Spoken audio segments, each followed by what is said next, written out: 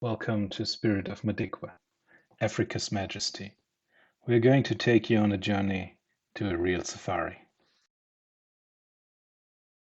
All right, guys. Hello and welcome back to Spirit of Madikwe. Today we have a very special episode. Not just you see Arthur and myself in person on the video. We were actually planning on doing it live, but yeah, sometimes things changed. But yeah, it's very, very exciting. We have talked about this a little bit in the past. We gave you some hints about things that we see kind of strange and going on. And yeah, we want to talk about now what we want to do about changing the tourism industry. And here we go, Arthur. Well, guys, it's good to be here, and it's good to finally show our faces. So exactly. So everybody's seen the news. Couple of very interesting things happening. We've had tourists killed in national parks over the last couple of weeks. We've had lions hit by vehicles over the last couple of weeks. And it's just getting to a point where something's got to give, something's got to change. And if it takes us to step up and try and do something about it, I'd rather try and not succeed than just sit back and watch everything go sideways. Yeah, exactly. And I think you guys have already realized how we are planning on doing our safaris. We coined the term, as Arthur mentioned it, immersive safaris. So we are really planning on taking you into the nature to really have you experience nature. But we kind of realized during the past few weeks something is missing there. So it's not just, we cannot just take you where everybody else goes, and we cannot just do like everybody else does. So we decided we need some kind of a base. And Arthur, what do you think? What would such a base look like? Well, first of all, most important part, completely off the grid. We want to run it. We want to work in conjunction with nature and not destroy nature. So it would in the perfect world, it would be either a very small tented setup in the middle of nowhere, or a repurposed place that we can rescue damage that has already been done. Okay, so what you're saying is basically we either find a place where we can kind of non-invasively sneak in our lodge, or we find an existing lodge that we can actually repurpose the way that we want it to be. Yeah, exactly. I mean, if you think about it, if there's everything has been done there that is so invasive, the electricity connections, the water connections, all of those things, we've got an opportunity to go somewhere where massive damage has been done and remove all of that. We have more sunlight than most countries. And on top of that, we're blessed with generous winds no matter where we go. So there's no reason why we can't run an entire lodge base safari camp off solar and wind energy. That will be one of the key points, actually, that we say, okay, we will be independent from the grid. We will use solar power. We will use wind power when possible. And the cool thing is, and that's the other thing I think, Arthur, you're very, very excited about that. I mean, you can run a lodge from energy or from batteries, but what else can you run based on a battery? Oh, I see where you're going with this one, Matthias. This is my the one that's got me rubbing my hands in glee. We need to switch over to EVs. Mm-hmm. Is one of the routes that's been shot down a lot in the tourism industry. Everybody always talks about infrastructure. Mm. I think on doing the research, we found out the infrastructure is not a problem. You can recharge that vehicle off a solar station, its own dedicated solar station. It is overnight, and the average EV gives us a range of about 250 kilometers, where the average morning safari or afternoon safari or even a night ride is only 27 kilometers. Now, with the way we do things, the immersive safari, I think 27 kilometers is being overly generous, because it's about more than, everybody advertises become one with nature. And yes, that's an incredible part of going on safari, but there's more to it than that, because people tend to focus on what they see with the eye. And sometimes we have to step away from just the visual observations and add on to that. Mm-hmm. The important thing is that we get people to use all their senses. We want people to get involved and hear and feel. And on that point, I had a wonderful experience a couple of nights ago where we drove into an elephant herd in the dark. Oh. And the elephants here is not the most hospitable bunch. Mm. But it worked out fantastically. I was close to the herd. I just said to the guests, listen here, guys, we're going to switch everything off. That spotlights everything. And all we could see was the silhouettes in the moonlight. Wow. And they were literally all around us. And it's this amazing experience hearing the rumbles, one calling, one answering. Mm-hmm. Hearing the branches break, hearing them feeding. That's just as much a part of as taking a fantastic photo of an elephant for your photo album. In fact, I think it's more special because it's something that words cannot describe. You cannot explain it. And the funny thing is, the guests that was with me were South Africans, and they've been to almost every national park imaginable. And yet I had a gentleman, a retired gentleman, when we stopped, say, man, that was awesome. And it's true. It's one of those moments that words can't describe it, and there's no way you're going to take a photo of. This is an experience that you'll take it with you. Yeah. Exactly. That's the thing, and that goes back to our motto, right? Mm-hmm. Let's take only pictures. Let's take only memories and leave nothing there. And leave only footprints. So I believe that the EV route is generally the way to go. I just want to highlight some of the points that why I'm so excited about the EV. Not just the fact that we are going to be carbon neutral, but or as close to carbon neutral as we can get. I don't think in today's world anybody can be 100% carbon neutral, but as close to it as is humanly possible. Yeah. And we have to start the change, right? That's it.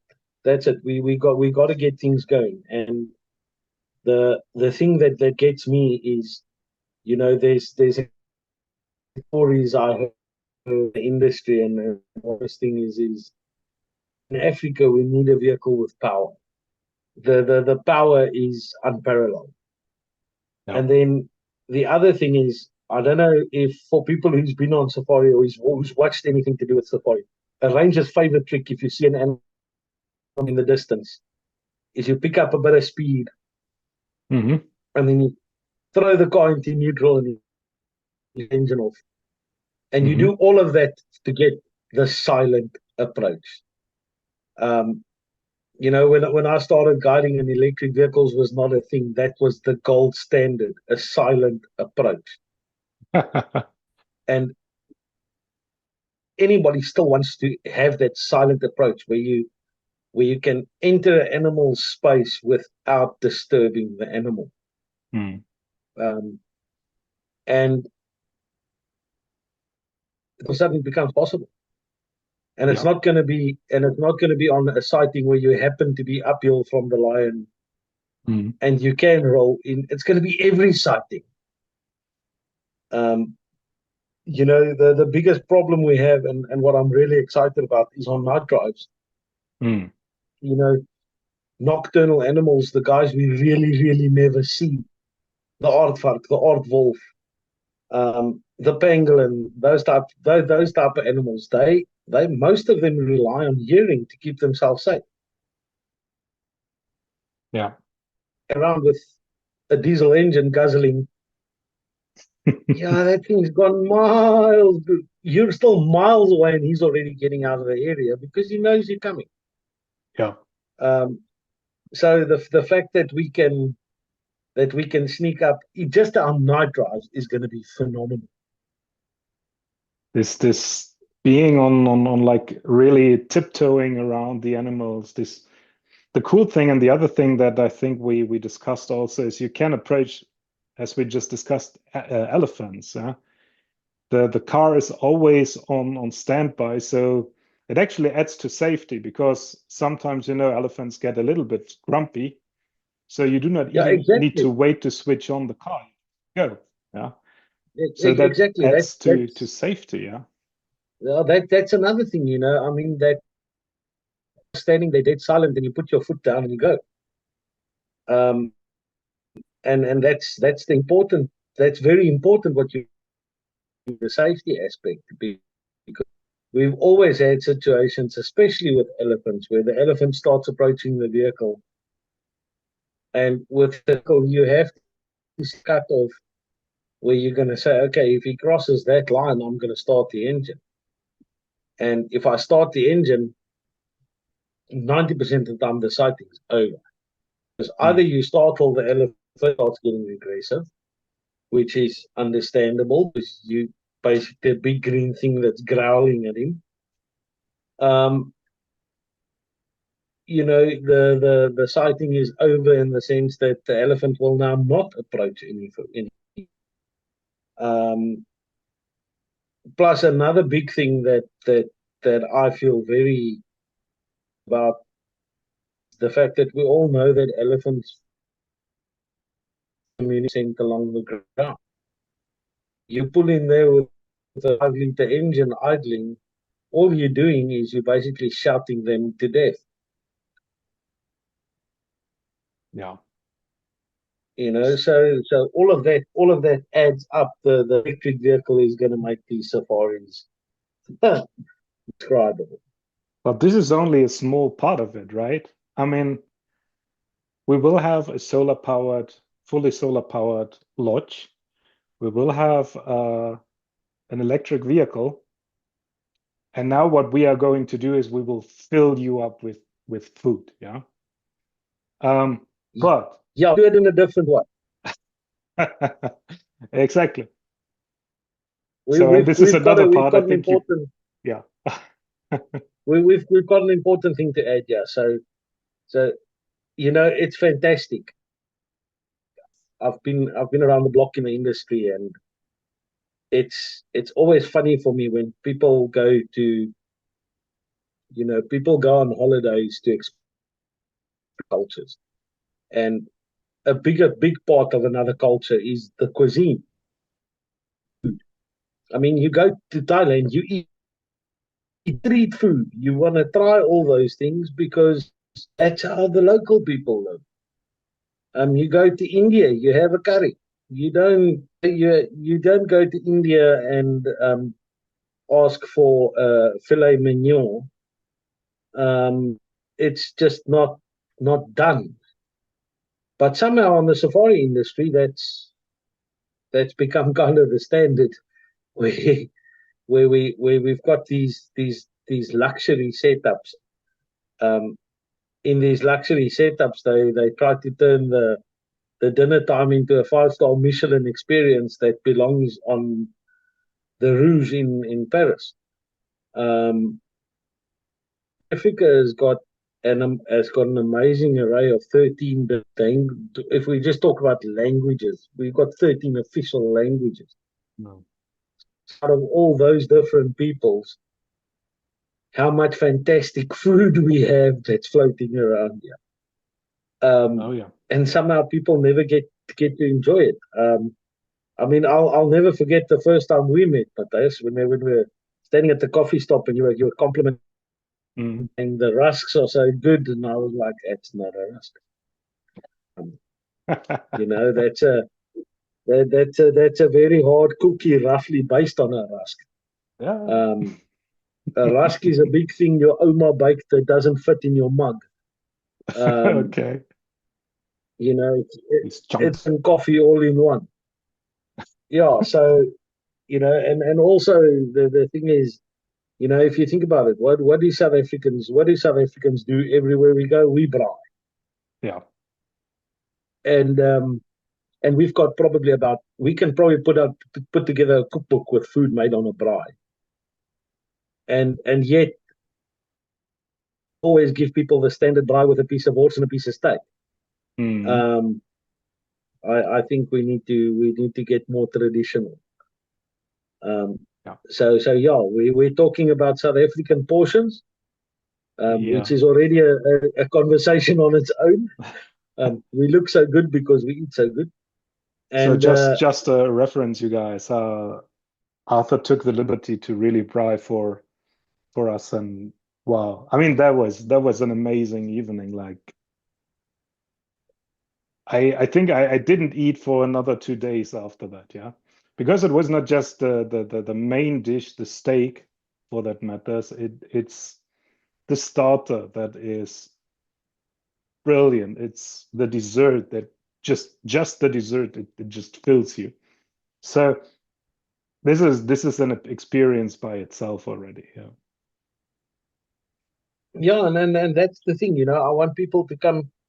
We want to come to our place and experience South African life, and part of that is a big tradition for us is dinner time. And you know, we need to bring those local values and cultures to the people and share it with the people. I mean, friendships are made over food. And Yes. I think this is a saying that is used by a lot of places, but I think we really want it to be true. We want people to arrive as guests and leave as friends. Yeah. That's the most important thing. Is, you know, we want to build a family of conservationists. Exactly.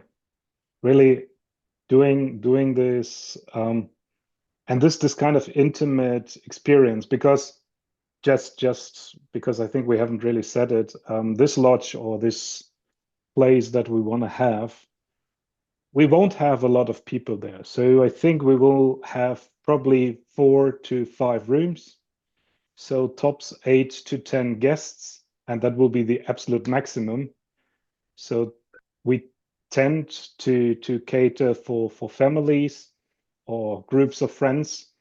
So that will be the ideal setup that we think will work the best to have this kind of experience. So we will not have this huge lodge where a lot of different people with a lot of different expectations and backgrounds will come.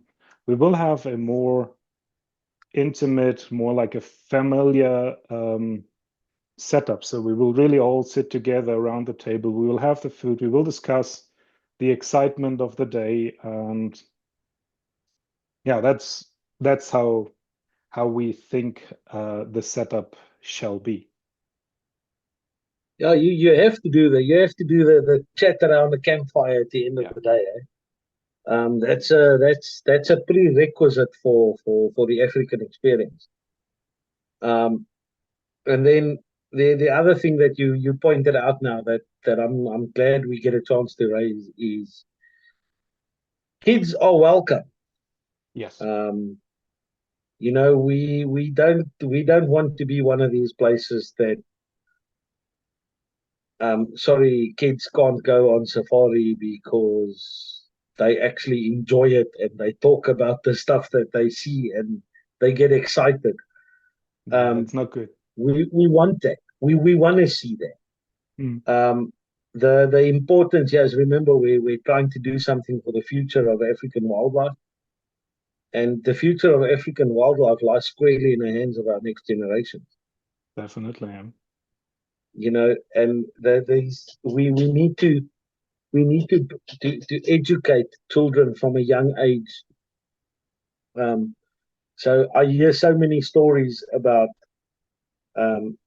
you know, just the other day I met a couple who explained to us that their youngest daughter is now 8 years old, and they waited for her to turn 8 before they came on safari because there wasn't a lot of places that would accept them as a family with a young child. I mean, that's absolutely ridiculous. I would. It's much easier to get a child of 4 to fall in love with Africa than it is to get a child of 13 to get it to fall in love with Africa. Yeah. And once you get a child to fall in love with nature, you've got a conservationist for life. Yes. You got somebody who's going to take that can and throw it into the recycle bin, not because there's somebody told them to, but because they understand why. They understand why. Yeah. And that's the most important thing. You know, we want people to participate, and we want the education. I think the best line to describe it is education, conservation through education. Exactly. No, I think that's the best way of doing it. And I mean, yes, there is reasons why some places do not accept children below a certain age. That is because they have this cookie cutter kind of safari. So they put like 10 people on a vehicle and off you go. And obviously then with a toddler, that's not really something. But if you cater to an experience, you can also do it with a 2-year-old or with a 1.5-year-old. I mean, we did that already and it worked out brilliant. You just need to do it the right way. The biggest reason for kids being considered a problem on safari is, you know, so now I've got 2 honeymoon couples and a couple with a 3-year-old on the same vehicle, and I end up in a situation where we can still go and look at the lion. We just can't look at the lion from 10 meters away. You know, because the reality is lions are predators, and children that cry tends to be a distress call. Yeah. And that tends to get them a little bit excited. Now, first of all, you don't want to get the animal excited for nothing. And second of all, you don't want to put anybody in danger. But if you have a complete family, then there's many a way to skin a cat and get everybody out on the experience. I mean, in your case, Matthias, we simply did another drive a bit later on with the bamboo note. And that can be done. You know, you can have an adult drive in the morning or in the afternoon, and you can have a kiddies drive. And there's plenty of things to entertain children, and to teach them, and all of that. So, very important that kids are welcome. Absolutely, yeah. That people without kids are not welcome, but do understand this project is for everybody. And when we say everybody, we mean everybody, regardless of where you're from, who you are, and how old you are. Yes.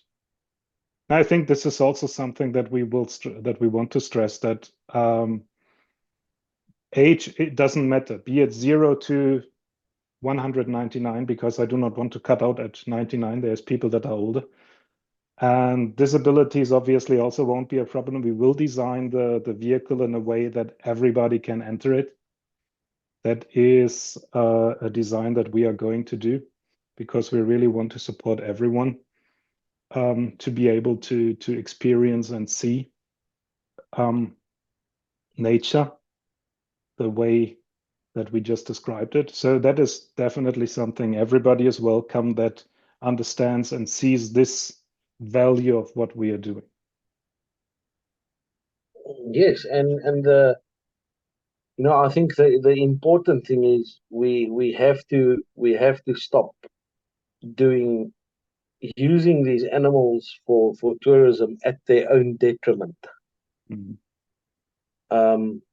We need to shift our view and say, at the end of the day, the type of tourism we want to do should support everything around us, and that includes everybody from the local community to down to the lion that we have so much fun looking at. It's important that everything be, well, the magic word sustainable. Yeah. It's stressed know, very if, much, if but I think if you get to the bottom of it, and if you not just use it as a phrase, and you really think it through, yes, that's what you have yes, to it's do. I think it's a way overused phrase these days, because there's a lot of the things that I sometimes read and they say they found a sustainable way to do this, and then when you go look closer, you're like, okay, so it's just the old way, just in a different t-shirt. Yeah. You know, so yeah, the fact that we want to take everything off grid is already a massive thing, because and yes, we're most probably going to end up on a where there is power lines, Mm-hmm. because that's how things are structured at the moment, and where the new kids are showing people that it doesn't have to be that way. Yeah. And please don't get me wrong here. I'm an engineer, so I'm a physicist. I'm an engineer, so I love technology. So the thought that I had and that I implanted into Arthur and that he gets totally excited about is that we can achieve this through the technology that we just described. Yeah, using EV powered game viewers, using solar powered, using windmill power, whatever kind of way we can generate energy. And we build the house in a way that it works like that. And we do not need to go back into caves and deindustrialize completely. We just need to define a way, and this is the way that we are going. We want to keep the standard that we have. I mean, we just spoke about the cool lodge, we spoke about the cool food, we spoke about being in nature, but having the convenience that we also have at home, maybe even a little bit more because yeah, you're on vacation and you want to have a little bit of luxury. But that's the thought, yeah. I think the convenience is going to be a little bit more than what people have at home. Yeah, At home, you can't sit and watch the African animals walk past exactly, yeah. And that's the idea, right? So and yeah, I think what you just said, because you said it like a couple of minutes ago with the child that throws away the can because it learns how to do it. I mean, we do not want to throw away cans because we do not want to have cans in our lodge. We want to have low waste at all. So we will also have ways of using food, making food, having everything around us without generating too much waste. There will be a little bit waste that you can't totally avoid it, but we have a concept defined that reduces waste to a minimum. So again, non-invasive into nature. Yeah, so Well, let me put it this. So according to the framework that we've pulled out, basically the only waste we're going to have, and that's something that's awfully out of our hands, and that's packaging. Mm. You have to get products to the facility, and in order to get products there, they do come in packaging. But I have a system in place to get rid of that packaging and put it in a place where it belongs. Yes. You know, not just send it to a landfill. But yes. I can promise you guys now, after having long discussion with the person who's very excited about cooking for everybody, that I can tell you, I hear those ideas and I've picked up 20 kilograms already. Just by hearing. Just by hearing about it. Well, if you think about it, Matthias, that meal you had that night that you were so happy with, I did all of that via instruction. Yes. You know, so can you imagine if she does it herself? Yeah. Yeah, it's gonna blow your socks off. But the point is that we're nearing absolute zero food waste. Mm-hmm. Food waste in Africa, kind of throwing away food, is most likely the most stupid idea that you could have. Yeah. So we will definitely avoid that. You know, so food waste is down to pretty much a zero, and that's the reality. That's the reality. That's the planning in this. Yeah. In this thing, so yeah, it's a complete rework of how things are done. And there's one point that I want to bring up, Matthias, and that's the fact that we can offer guests something that I think very few places can, and that is flexibility. Yeah. You know, most accommodations and lodges run on a very tight schedule, and it's run like a ship. And if there's words I hate uttering to guests, it's the guys, we have to leave the sighting now because breakfast is almost ready. You know, I mean, that's the absolute, that's the absolute most horrible in the world, and I've heard it so many times. That, I mean, geez, I'm pretty sure that you know, when you go on safari, the idea is to make the most. And unfortunately, folks, contrary to popular belief, we cannot schedule the lion kill so that it happens in a time convenient to your breakfast. No. You know, so if it happens, we watch it, and we're set up in such a way that everything is adaptable. Yeah. And the other thing is, if you've got something that you want to experience, we're making provision for it. Everything from stargazing down to a night drive. Yeah.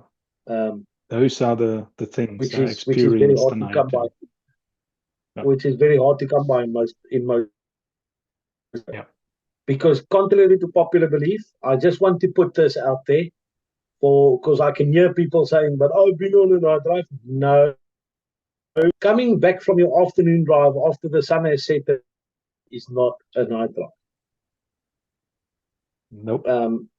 A night drive is leaving for safari after dinner. Yeah. You know, you started when it's dark and you end dark. You don't start it when it's still shining and you come back in the dark. Matthias has been with me a couple of times, and he can attest that there's a distinct difference to how it plays out on those two scenarios. Believe me, you will see completely different animals, and you will see a lot of them.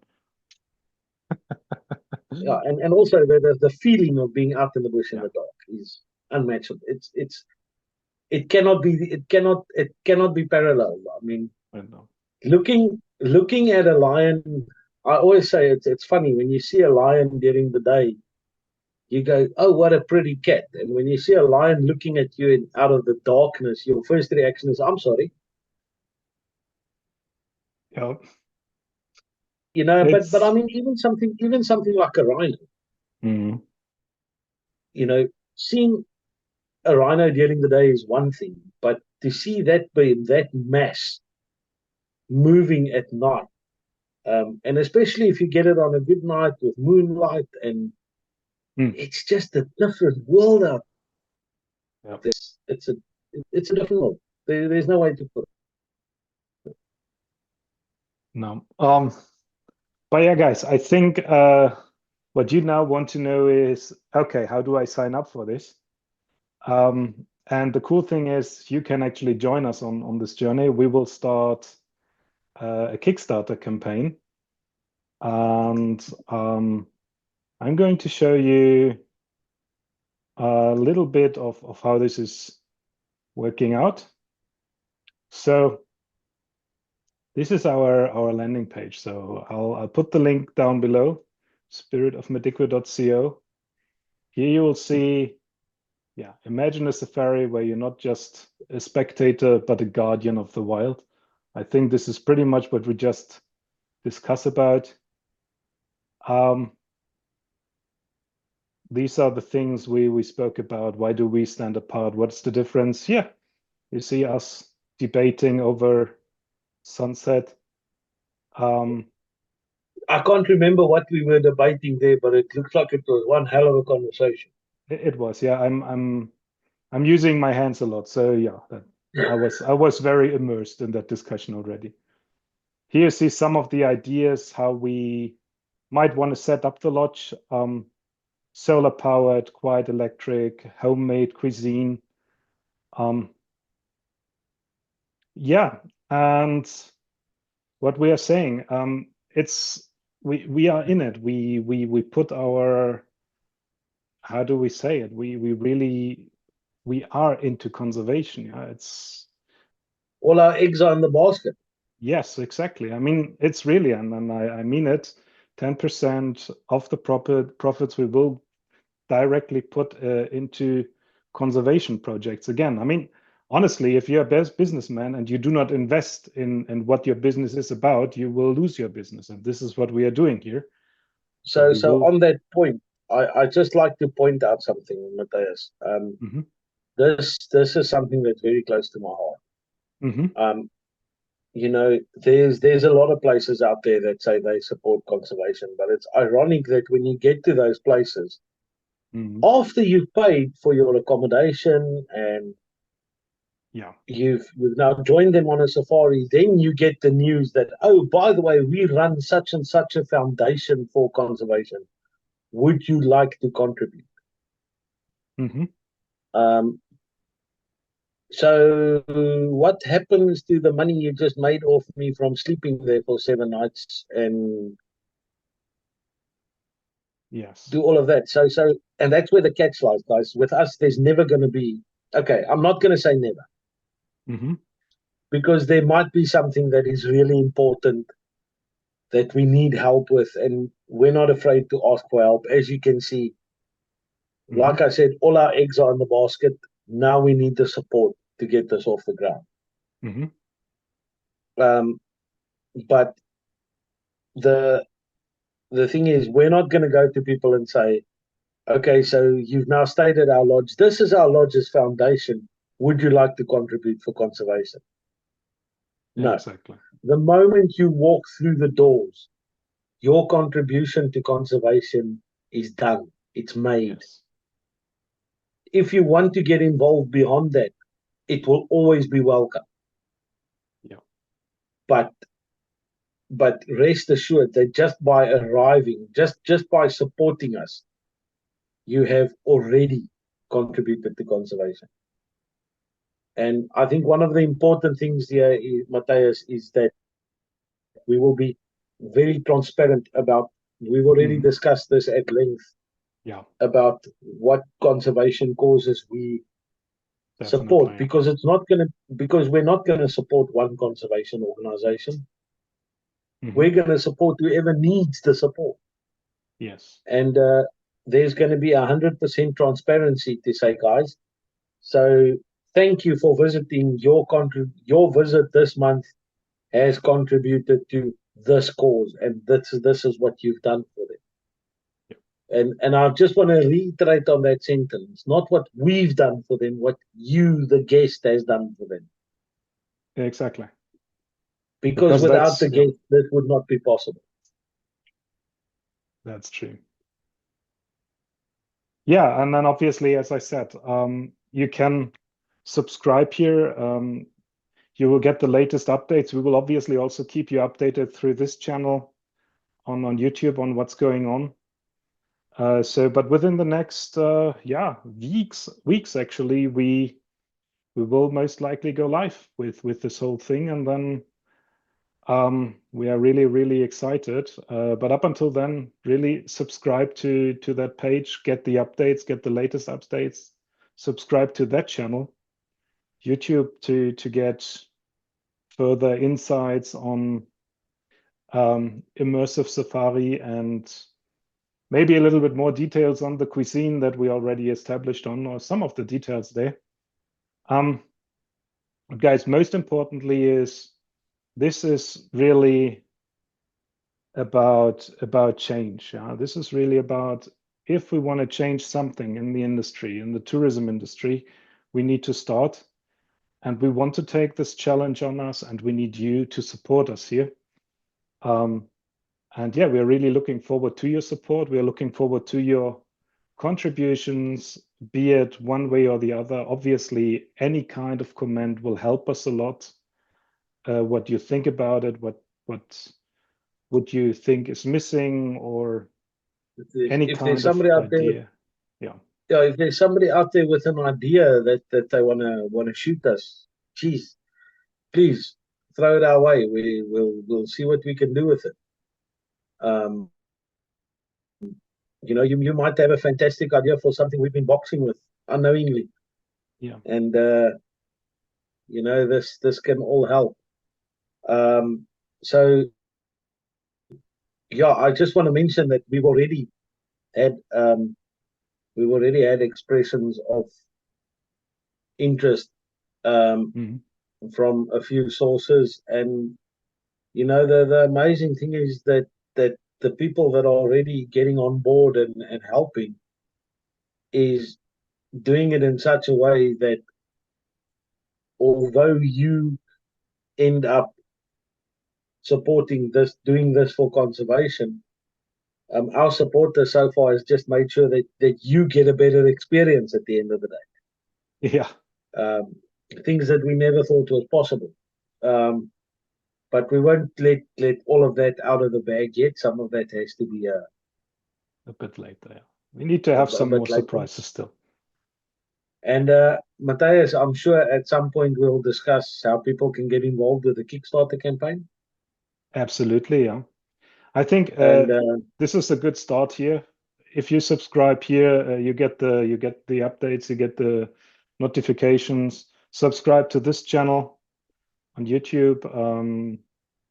Subscribe to Spirit of Madikwe either on Facebook or on Instagram. So also there we will share updates.